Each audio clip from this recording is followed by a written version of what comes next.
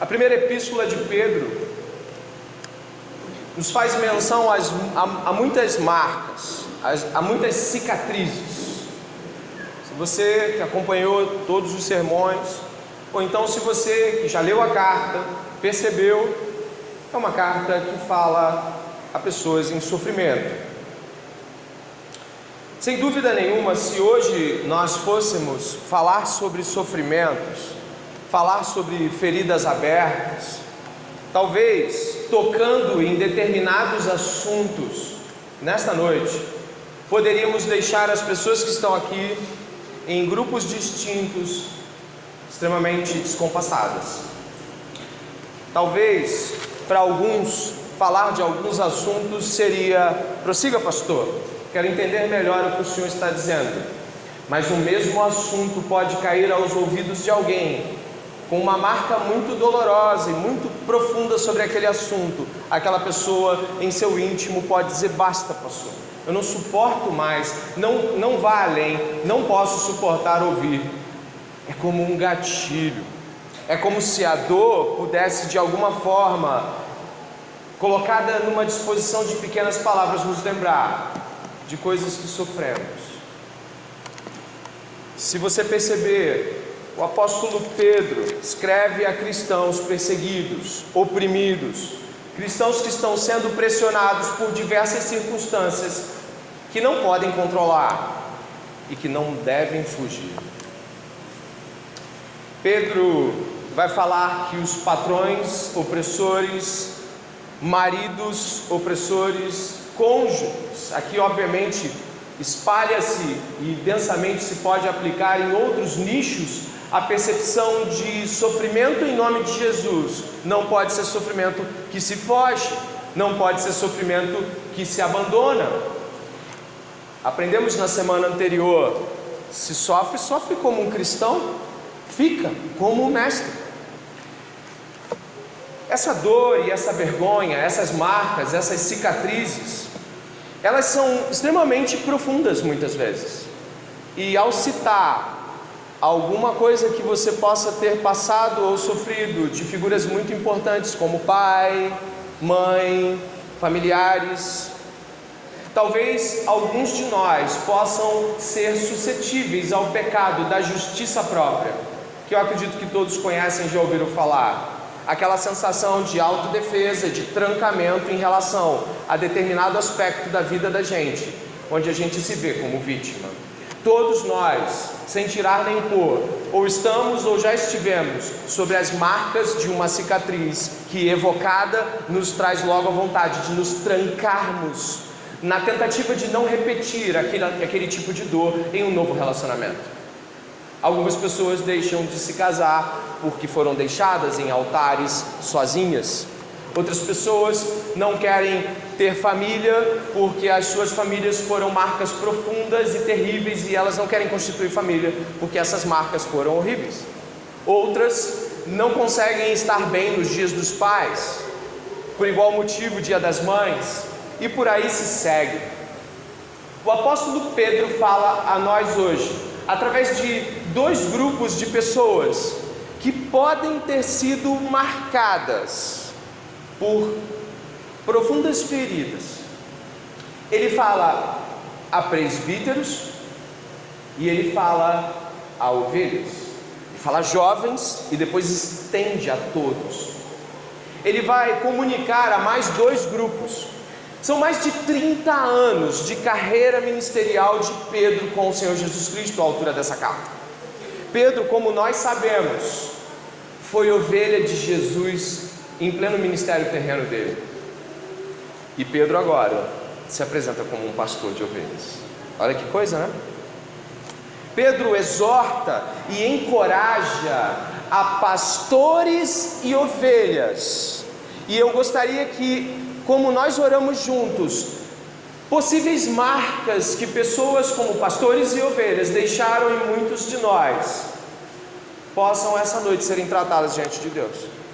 E não somente isso, nós vamos ver o desenho indelével de Jesus Cristo em como Pedro desenha um presbítero. Em algum momento, ou vários, você já não sabe se ele está pregando o Evangelho ou se ele está desenhando presbíteros para uma igreja. O apóstolo, depois de 30 anos de caminhada com Jesus Cristo, ele é alguém que aponta-nos para a dimensão do Evangelho no presbitério e também na relação de sujeição com as ovelhas. Alguns aqui podem pensar que talvez sejam ovelhas exemplares de seus presbíteros terrenos. Certamente ninguém consegue, se tiver um mínimo de conhecimento bíblico, se ver como ovelha perfeita de Jesus, amém? Ninguém consegue dizer eu sou uma ovelha perfeita, Jesus não tem trabalho comigo. Porém, muitos de nós não somos capazes de reconhecer nossas imperfeições diante dos imperfeitos presbíteros que nos guiam. De tal modo, aqueles que aqui desejam o episcopado, ou como eu hoje, exercem esse serviço, também vão estar diante das Escrituras, recebendo a percepção direta de um homem, que, como você sabe, é presbítero aqui, mas traiu Jesus como ovelha. E para isso eu gostaria de pedir que você não ficasse examinando o seu pastor anterior, mas se é ovelha, examine a si mesmo hoje, diante de seus presbíteros e diante do Supremo Pastor. Amém? Pedro começa a sua exposição apaixonada no primeiro verso. Eu digo apaixonada porque nós vamos ter um contato com teologia bíblica aqui. E Pedro vai nos deixar uma impressão muito clara de que ele está completamente entregue aqui no capítulo 5. Ele vai começar dizendo assim: aos presbíteros que há entre vocês, eu, presbítero como eles. Esse apelo inicial aqui, diga-se de passagem, todos os apelos da carta de Pedro serão lidas a todas as igrejas integralmente, como é costume das cartas dos apóstolos. Elas são lidas integralmente para aquela comunidade. Por isso que quando você lê o verso primeiro, eu não sei se você percebe, ele está falando à igreja. Olha que interessante. Ele está dizendo assim: aos presbíteros que há entre vocês. Ele está então apontando para a igreja e pedindo para a igreja olhar para os presbíteros. Há presbíteros entre vocês. Olhem para o que eu vou explicar agora. É o que Pedro está dizendo aqui.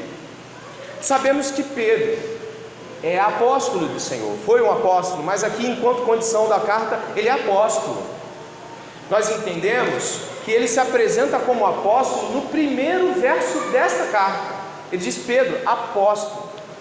Os apóstolos, eles foram escolhidos por Jesus Cristo, 12, pessoalmente por Jesus Cristo. O ofício apostólico foi um ofício extraordinário. Ele foi cumprido naquela dimensão e tempo. Ele foi um ofício que Jesus estabeleceu para a implantação, ou seja, para o plantio da igreja enquanto realidade para o primeiro século. Mas não cremos, e não vamos entrar aqui na discussão que poderia ser feita, mas não cremos que os apóstolos continuam hoje, mas cremos que os presbíteros continuam. Cremos que o ofício ou o serviço dos presbíteros, ele é ordinário. O ofício dos apóstolos é extraordinário. Aconteceu em dado tempo e fechou-se o corpo apostólico naquele tempo, quando João, a qual a história da igreja diz, morreu o último apóstolo João. Mas nós cremos que os presbíteros, estes que como eu continuam diante dos rebanhos que o Senhor coloca para eles, são um ofício ordinário. É isso que cremos aqui e cremos ser esta a palavra de Deus. Dito isso, o que é presbítero, para que você possa se associar claramente ao texto? Presbítero, a palavra é muito parecida em grego, é muito parecido com presbítero mesmo a palavra, é ancião. Também eram reconhecidos presbíteros os mais velhos de uma comunidade, mas aqui especificamente a palavra presbítero, que vai acontecer algumas vezes aqui no texto, ela indica aqueles que estão liderando aquela comunidade. Não somente são os mais velhos, mas os mais velhos que estão em posição de liderança, está claro isso, né? Então não são apenas os anciãos, são os anciãos em liderança, em condição de liderança. E nesse momento aqui, Os anciãos, ou como vamos ler, os presbíteros, eles estão em uma posição que você poderia achar que é até uma posição privilegiada. Mas por quê? Pedro diz: eu como eles. Mas ele não era apóstolo? Sim, mas uma coisa não está excluindo a outra. Como apóstolo, ele era responsável pela supervisão das igrejas do Senhor. Deus o usou para escrever a Escritura, mas ele também está dizendo: presbítero como vocês. Esse apontamento de Pedro aqui é um apontamento muito comum dentro da própria Escritura, quando o próprio Jesus Cristo se relaciona conosco, Filho do homem, como nós, ou como diria Russell Sproul, verdadeiramente homem, verdadeiramente Deus. Jesus nunca deixou de ser Deus, mas também como homem. Há um princípio associativo comum ao cristianismo, que é o me rebaixar e me tornar acessível e comunicável, mesmo estando em uma posição que poderia ser privilegiadamente considerada maior. O apóstolo Paulo também faz isso na carta a Filemon, onde ele começa dizendo: Paulo, prisioneiro de Jesus. Cristãos, quando buscam tornar-se comunicáveis, aplicam aquilo que Jesus fez a si mesmo, num processo associativo não é de inferiorização, mas de colocar-se como servo, para que possa ser comunicado a outros. Pedro diz aqui: presbítero como vocês, ou em algumas frases, olhando para aquela comunidade, dizendo: também sou presbítero. Eu também cuido diretamente de pessoas. Eu também lido com o que vocês lidam, os desafios que vocês têm. Sim, eu sou apóstolo, mas eu sou presbítero também. Eu sei o que vocês passam e eu sei o que vocês pensam. Eu sei como vocês se sentem e sei como deveriam agir também. Logo, Pedro traz aquilo que todo cristão deveria fazer e trazer, que é se associar ao outro em dor e empatia cristã, de se colocar na posição do outro. Jesus se batiza no batismo de João, e ele não tem pecados, mas ele se relaciona a nós. Nós precisamos entender que a realidade cristã nunca é uma realidade onde nossa posição vale para ensinar algo a outros, senão se nos colocarmos na posição de outros também.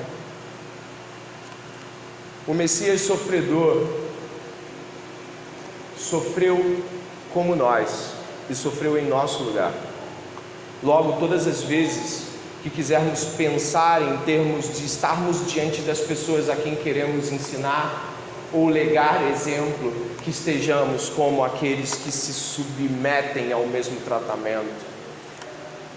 Certa feita, um pastor, contando essa história, e alguns aqui podem lembrar talvez, dizendo que foi pregar em um sindicato de operários russos nos Estados Unidos. Imagine isso, um sindicato de operários que vieram da Rússia fugindo daquele período de Guerra Fria e se estabeleceram como refugiados nos Estados Unidos e trabalhavam lá nos Estados Unidos, não sabiam inglês, estavam vivendo numa sociedade meio fechada. Então esse pastor foi convidado a dar uma palavra a eles. E aí, como fazer? Então esse pastor disse: eu não sei russo, eu não conheço essas pessoas. Então o líder do sindicato falou assim: olha, eles são imigrantes e eles estão sentindo falta da terra deles. Eles estão sentindo dor por se sentirem rejeitados pelos norte-americanos. Eles são hostilizados por conta da Guerra Fria. Então esse pastor disse: meu Deus, o que eu vou fazer? Era aquela coisa de bate pronto, dá uma palavra para eles. E ele começou a contar então, e disse que conhecia a história de um imigrante que também se estabeleceu para trabalhar em prol de uma nação que não era a sua, de que foi rejeitado mesmo oferecendo o mais perfeito e doador serviço. E ele continuou conduzindo, e os olhos compenetrados daquelas pessoas eram chorando já. Eu sei como ele se sente, eu sei como ele é ser rejeitado, eu passo por isso.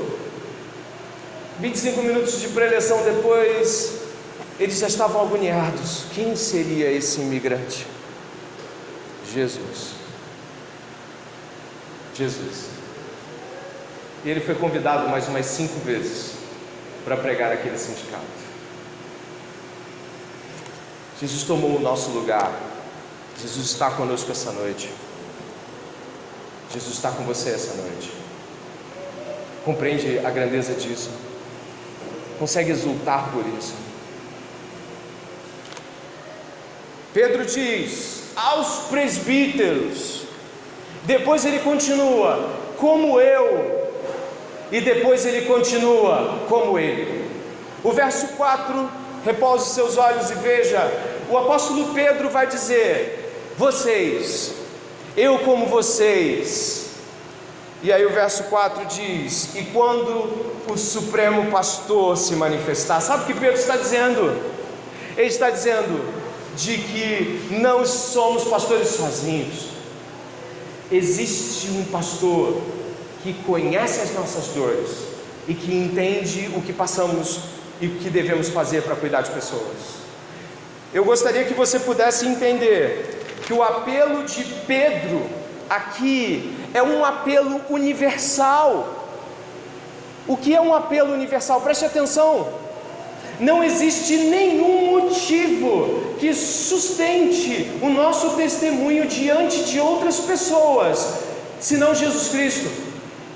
Ele é o imigrante que não ofende a terra a qual está sendo ofendido. Ele é o Messias que vem com uma missão, e muitos aqui irão com missões e precisarão muito mais do que o nome de William Carey ou o nome de outros missionários que a história da igreja conta. Precisarão de mais do que o Pedro, precisarão de Jesus. Nenhum motivo pode ser sustentado sem Jesus. Ele é o motivo. Se Pedro dissesse assim, eu já passei por isso, eu já sofri aquilo, sabe, essas coisas nos criam empatia, mas não sustentam. O que vai te sustentar em campo é Jesus, o supremo missionário. O que vai sustentar um presbítero diante das adversidades é o supremo pastor. Ele é o exemplo e é ele que fornece o poder necessário. Ele foi aquele que foi excluído ou rejeitado por seus familiares. E embora eu ou você possamos dar testemunho sobre rejeição familiar, em Jesus você encontra repouso e força. Jesus é o único motivo que sustenta alguém. Pedro sabe muito bem disso. Lucas 22:33, você já foi lá e leu já? Você sabe que quando Jesus disse, eu vou morrer, e Pedro disse, o quê? Vou contigo até a morte, por ti darei a minha vida. O que acontece horas depois?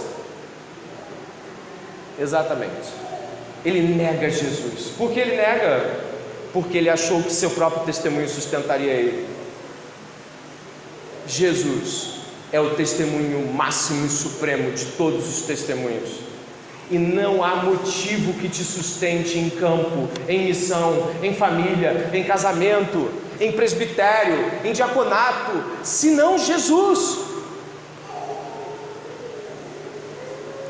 Precisamos de estímulos e encorajamento mútuo, mas precisamos de Jesus para nos sustentar lá.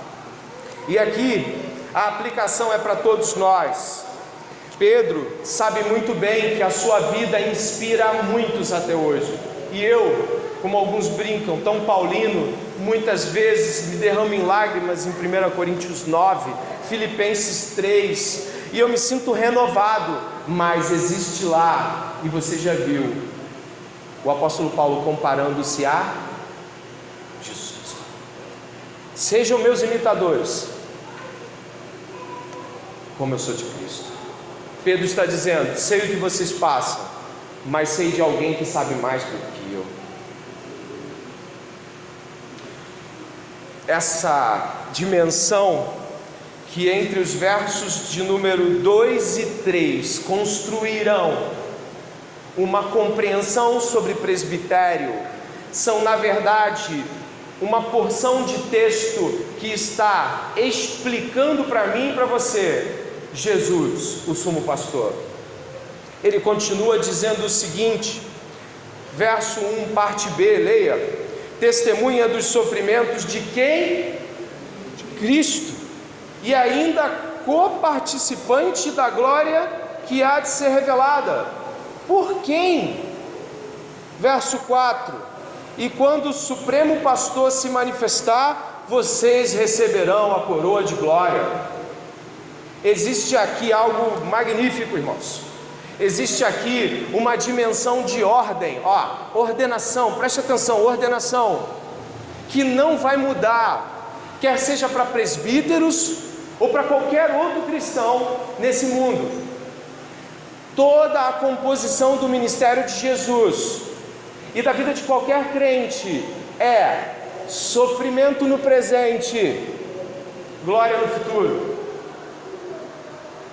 Sofrimento no presente, glória futura. Não podemos inverter isso. Olha o que você encontra aí, testemunha dos sofrimentos de Cristo e ainda coparticipante da glória que há de ser revelada. Se sofremos com Ele reinaremos. Se esperarmos nele, nos sofrimentos do presente, receberemos a coroa da justiça, a qual está separada por nós, para nós. Isso precisa entrar nos nossos corações, tão desejosos por uma inversão. Desejamos pela glória do presente, mesmo que haja a vanglória do futuro, ou a inglória, ou a não glória. Queridos, estamos buscando o tempo todo uma vida fácil. Estamos buscando sermos missionários só quando Deus tocar no coração e cair um raio. Estamos esperando nos entregar a obra da igreja só quando, meu Deus, não tem mais ninguém, eu vou fazer. Quando a vida de Pedro, Paulo e os demais apóstolos é um teatro de exibição do sofrimento do presente. E esses sofrimentos não deixam eles envergonhados, esses sofrimentos não deixam eles, meu Deus, por que eu estou passando por isso? Os sofrimentos são para eles glória, peso de glória. Pedro está dizendo, é sofrimento, mas tem glória. Isso não é uma boa maneira de começar uma conferência para pastores, né? Isso talvez não seja uma boa maneira de incentivar pessoas ao ministério, não? Só que existem coisas claras: sofrimento do presente e glória eterna. Sofrimento temporário, júbilo, alegria e gozo permanentes. Como C.S. Lewis diz em seu livro, teimamos em brincar com a poça de lama quando o Senhor nos convida para o fim de semana na praia. Há homens aqui, há mulheres aqui, que poderiam se entregar muito mais profundamente, totalmente à obra de Cristo, mas ainda almejam pela glória do presente. E o Senhor os exorta, e como oramos de que Deus está nos exortando, o Senhor nos exorta essa noite, assistamos buscando tais facilidades em tempo presente, tal refresco e glória, nesse momento onde deveríamos derramar o nosso sangue pela obra de Cristo, pela expansão do reino, pela proclamação do Evangelho, e o que nós estamos fazendo é tentar ter uma vida como todos têm. Isso é uma vergonha para o nome do Senhor. Gostamos de falar dos missionários, mas teimamos em não sê-los. É impossível inverter essa ordem. Sofrimentos do presente, glória eterna, decorrentes da obediência da palavra de Deus. Os versos 2 e 3 vão estar declarando a obra de Cristo no Evangelho. Os versos 2 e 3 vão estar se dirigindo a uma pequena palavra grega, parakalo. A palavra parakalo, que na minha tradução está peço, e que em grego diz, peço com você, parakalo. junto de você eu peço para você, mas eu estou pedindo ao lado. Ele não falou que é presbítero igual, ele está para calo, eu peço com você. E ele começa a pedir, ele começa a apelar, ele começa a encorajar, ele começa a lembrar de Jesus. Pedro começa a lembrar de todos os ensinamentos de Jesus nos versos 2 e 3.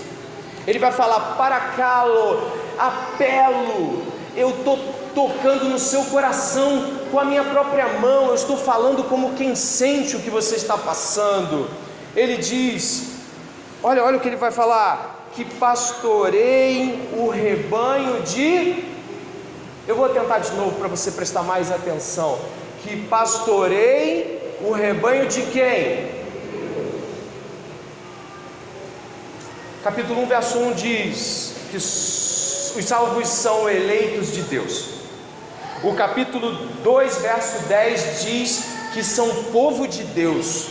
O capítulo 4, verso 17, logo acima aí da sua visão, diz que nós somos casa de Deus. E agora o capítulo 5 vai dizer rebanho de Deus. Tudo é de Deus.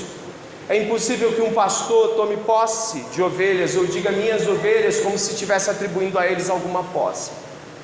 Podemos, às vezes, por falhas, falar isso: não, essa é minha ovelha, como quem indica e aponta algo, mas é impossível que um pastor possa manter em seu coração qualquer ideia de posse das ovelhas de Deus. Essa dimensão e essa compreensão precisam estar mexendo com o nosso coração essa noite, quando nós estamos falando de que algo pertence a Deus. Como você se sente quando você mexe em alguma coisa, ou mais, quando você quebra alguma coisa que pertence a outro? E se esse outro é alguém importante? E se esse outro é alguém que você ama muito e que você não teve cuidado com aquilo? A igreja é rebanho de Deus, é posse de Deus, é comprada pelo sangue de Jesus Cristo. Isso fica mais claro se pudermos ir marcando onde estamos até o Evangelho de João. Marque a sua Bíblia em Pedro. Se você for comigo até o capítulo 10, precisamente no verso de número 11.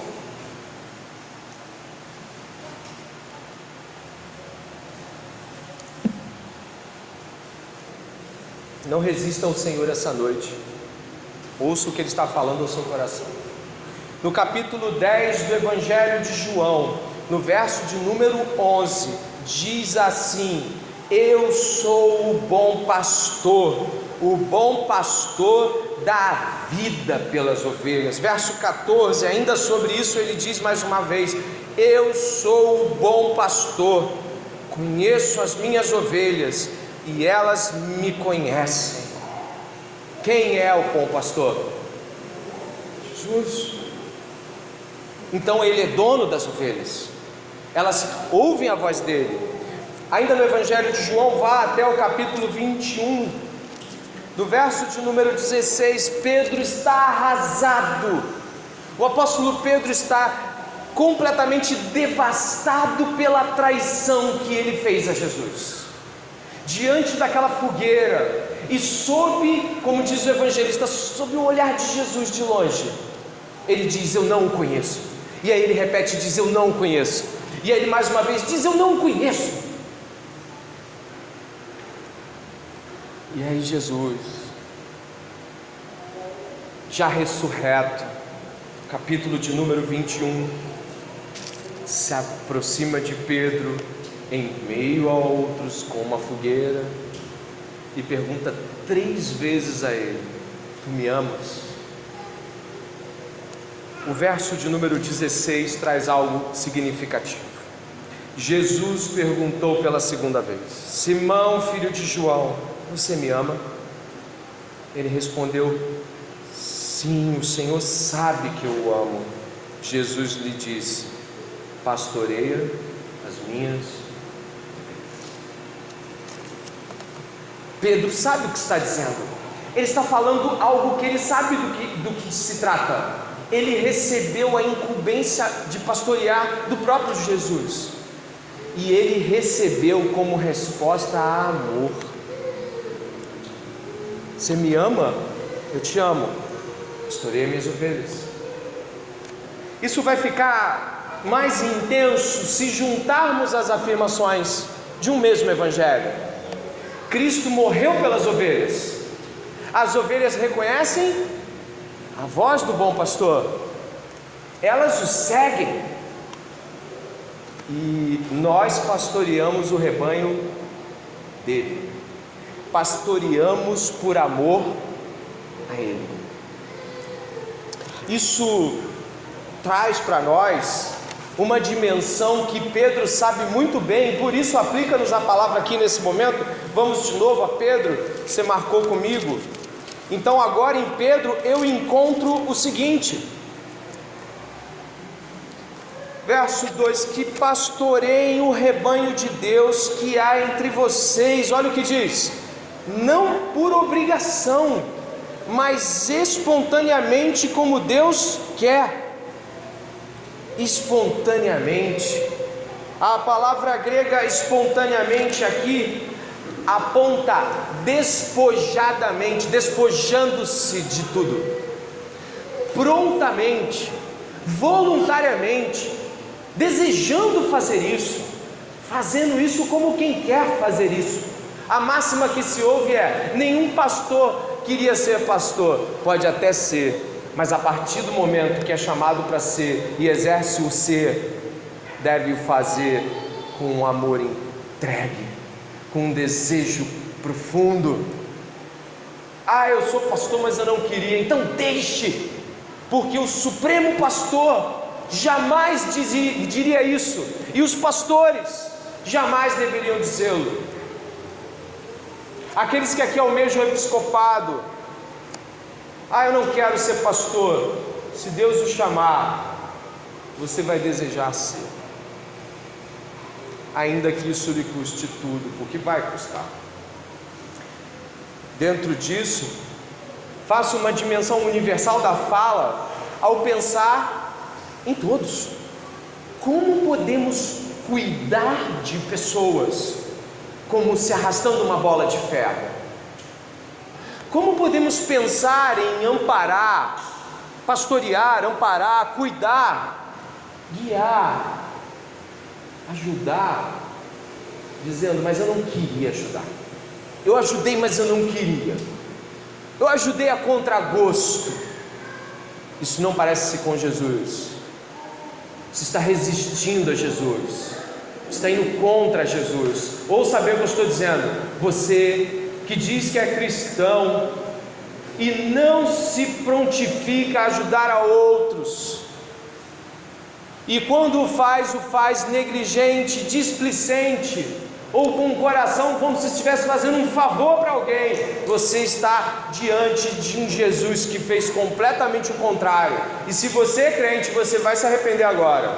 Se você é crente, você vai se arrepender de ter em algum momento pensado estar arrastando uma bola de ferro em cuidar de alguém. Pedro sabe muito bem que Jesus Cristo serviu até o fim, e dizia que o bom pastor, ele dá vida pelas ovelhas. Aí ele segue, e nós estamos indo para os 10, 15 minutos finais. Ele segue dizendo assim, preste atenção: não por obrigação, mas espontaneamente, como Deus quer, não por ganância, mas de boa vontade, não como dominadores dos que lhe foram confiados, mas sendo exemplos para o rebanho. Nós não sabemos se essa comunidade aqui tem uma cópia do Evangelho. Como assim? A gente tem tudo na Bíblia hoje no mesmo lugar, mas as antigas igrejas do primeiro século nem sempre tinham disponíveis todas as porções do Novo Testamento. A gente sabe disso. Uma às vezes tinha uma carta, a outra não tinha. Algumas tinham 2 evangelhos, uma outra 3, outra apenas 1. E o que Pedro está fazendo aqui então? Ele está repetindo o que Jesus disse. Essa palavra que você encontra aqui, dê uma olhada: dominadores, você viu aí? Não sei como está na sua versão, na minha está dominadores. Esta palavra é a mesma usada, e eu peço mais uma vez a sua boa vontade de ir nas Escrituras, Marcos capítulo 10, é a mesma palavra que nós encontramos em Marcos capítulo 10, o Evangelho de Marcos capítulo 10, exatamente naquele momento que você conhece, sabe aquele momento onde Tiago e João estão, será que dá para a gente sentar do lado? Será que quando o Senhor for, tem intermédio da mamãe? Será que os meus filhos, será que a gente pode ficar bem do lado quando o reino for estabelecido? É nesse clima que você vai ler o que Jesus vai dizer agora. Marcos capítulo 10 diz assim, no verso de número 41.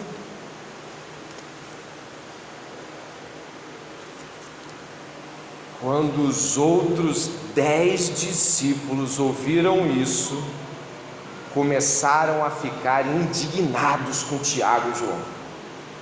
Mas Jesus, chamando todos para junto de si, disse: vocês sabem que os que são considerados governadores dos povos os dominam e que os seus maiorais exercem autoridade sobre eles. Mas entre vocês não é assim. Pelo contrário, quem quiser tornar-se grande entre vocês, que se coloque a serviço dos outros, e quem quiser ser o primeiro entre vocês, que seja servo de todos, pois o próprio Filho do Homem não veio para ser servido, mas para servir e dar a sua vida em resgate por muitos. Não como dominadores. E ali diz como benfeitores, sabe maiorais? Benfeitores. Aqueles que estiveram na última mesa do Senhor, que foi ministrada nessa igreja, lembram bem do que se trata. Os benfeitores eram autoridades que na época faziam coisas boas para as pessoas, a fim de que elas retribuíssem. Eram os benfeitores. A ganância que Pedro cita é a troca que jamais alguém que pastoreia o rebanho do Senhor pode ter. O Senhor Jesus Cristo nos deu a si mesmo. O Senhor Jesus Cristo se deu. Tudo que Ele era, Ele nos deu. A ponto de Paulo dizer: Cristo é vosso. Você entende que Ele não está falando de uma porção de terras, de algumas horas de serviço ministerial, de que Jesus se deu totalmente para nós. Estamos diante dele aqui em seu espírito, mas se estivéssemos no ministério terreno, nós não teríamos 15 minutos de Jesus. Quando Jesus estava com os seus, tudo que Jesus era daquelas pessoas. Consegue dimensionar a grandeza disso?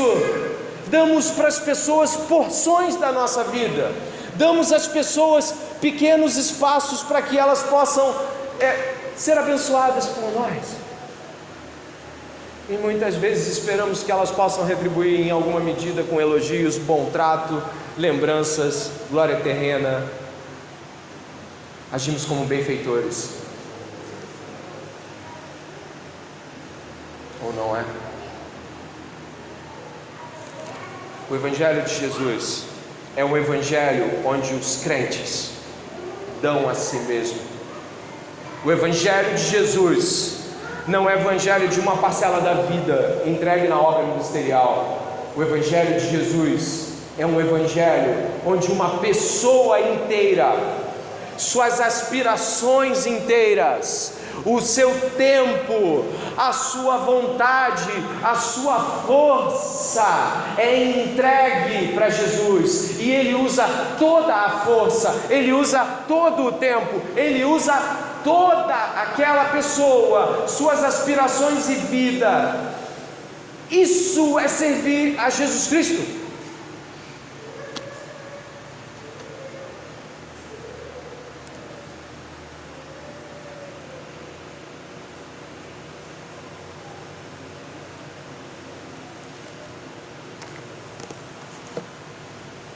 E ele diz: como servos uns dos outros, como um doméstico da casa. Pega, faça. Dá para tu fazer? Dá. Pode me ajudar? Posso. Mas eu não tenho nada para te dar, nem precisa, já tenho tudo. Pode estar? Posso. Se eu não puder, é porque eu estou podendo para outro.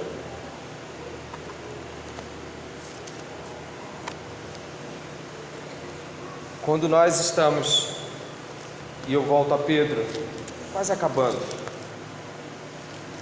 quando nós estamos ainda medindo o que podemos dar e fazer, ainda esperamos benéficos desse tempo,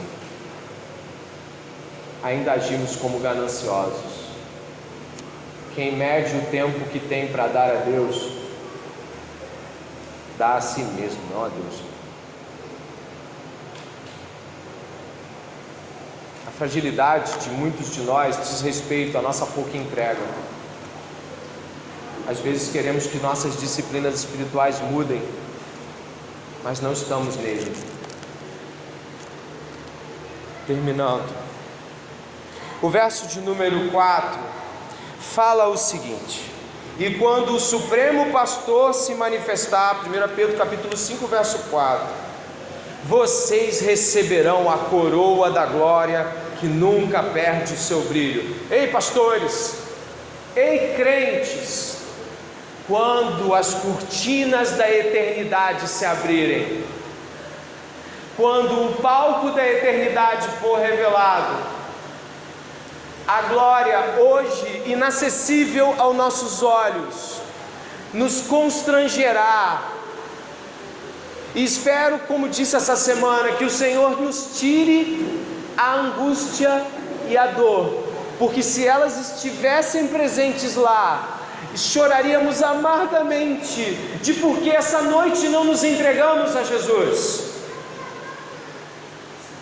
Choraríamos profundamente de porque ainda não nos entregamos, porque ainda não fomos, porque ainda não nos doamos totalmente, porque ainda esperamos que as pessoas nos tratem bem, já que a glória é lá e o sofrimento por Jesus é aqui. Por que queremos mudar a ordem que o próprio Jesus viveu? A maior parte das nossas pendengas uns pelos outros são como o modo como somos tratados e gostaríamos de ser. A maior parte dos nossos problemas interrelacionais são porque gostaríamos de ser tratados melhores do que somos ou não é. E viramos a cara e retribuímos. Quando as cortinas da eternidade se abrirem, meus irmãos,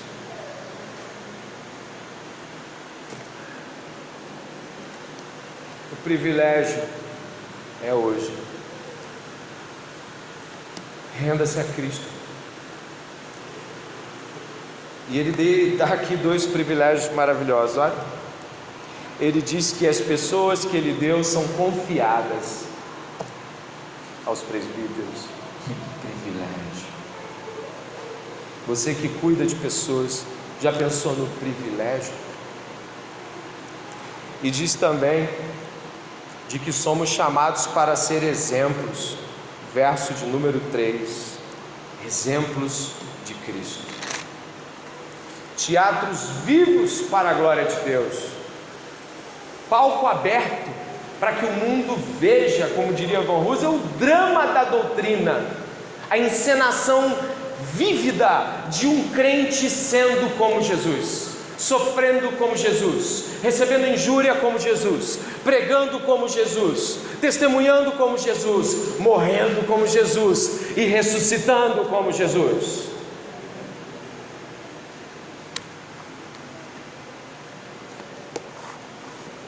Em maior amplitude e universalmente, todos esperamos por isso. Se vivermos para Ele, viveremos com Ele. Se sofrermos com Ele, reinaremos com Ele. Um dia estenderemos as mãos e o Senhor nos mostrará quem realmente somos e o que fizemos nessa terra. No verso de número 5, peço igualmente aos jovens, estejam sujeitos aos que são mais velhos. E aqui, porque calhas d'água, a tradução não coloca a palavra que está presbíteros. Mais velhos aqui em grego é presbíteros, está? Presbítero na Bíblia em grego original. Peço igualmente aos jovens, estejam sujeitos aos presbíteros. E nós entendemos que o mundo antigo tem uma dimensão de respeito do mais jovem pelo mais velho, mas o contexto é presbitério. Se a gente for amarrar e puxar o verso 1, 2, é o presbitério, né? Algumas Bíblias que eu achei tem essa versão. E de que modo?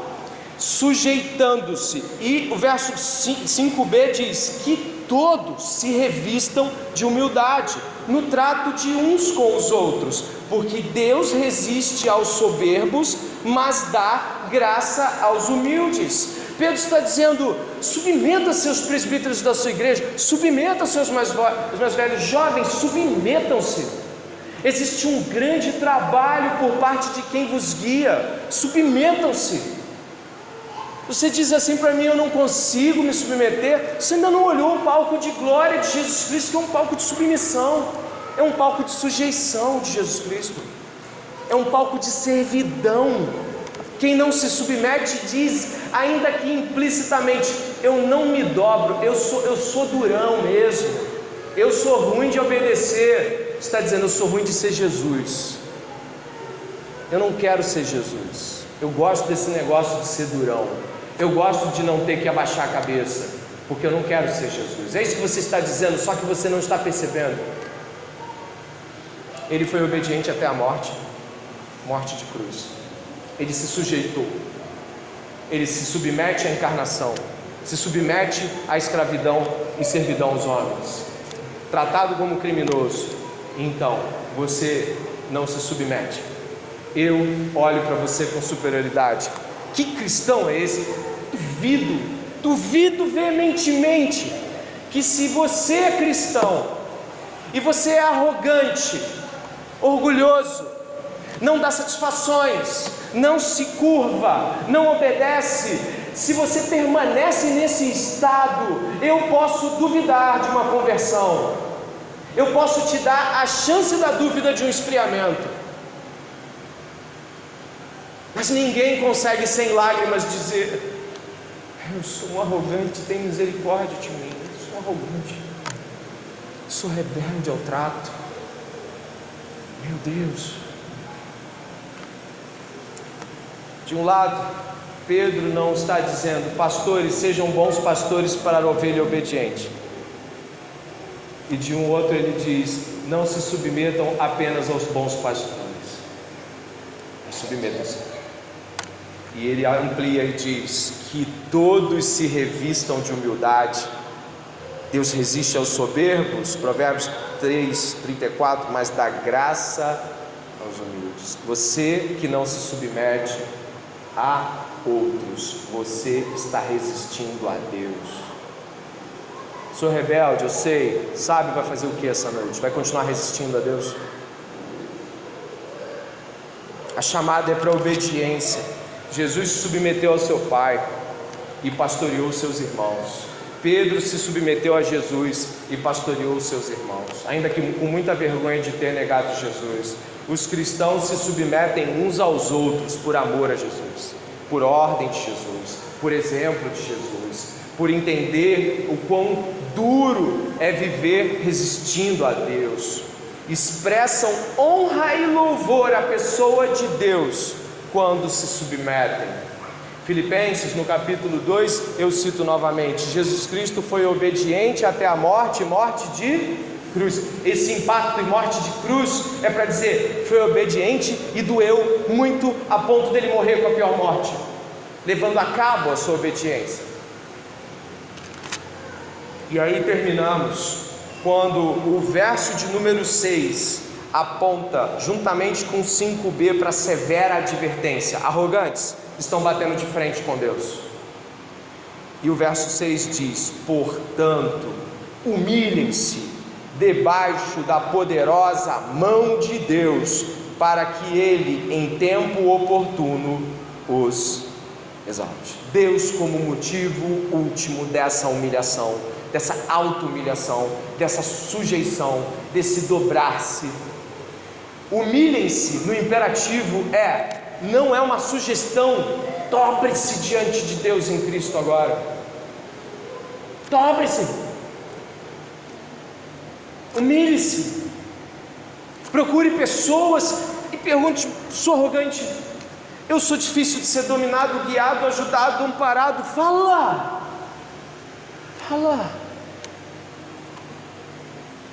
Abre a boca.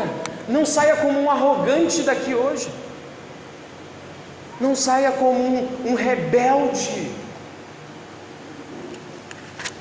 Eu termino com a leitura, sem explicação, eu termino com a leitura de Hebreus, capítulo 13, contando com o seu acompanhamento. Hebreus, capítulo, eu não vou explicar, eu vou ler e o Espírito Santo vai falar com você na medida que ele achar que deve. 13, 17.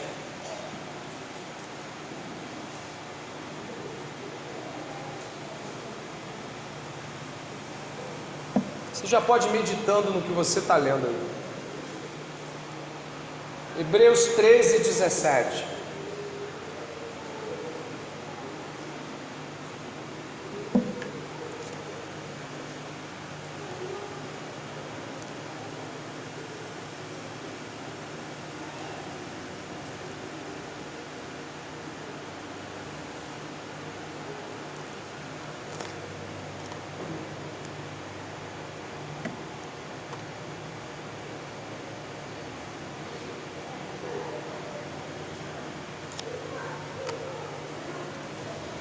Obedeçam aos seus líderes e sejam submissos a eles, pois zelam pela alma de vocês, como quem deve prestar contas.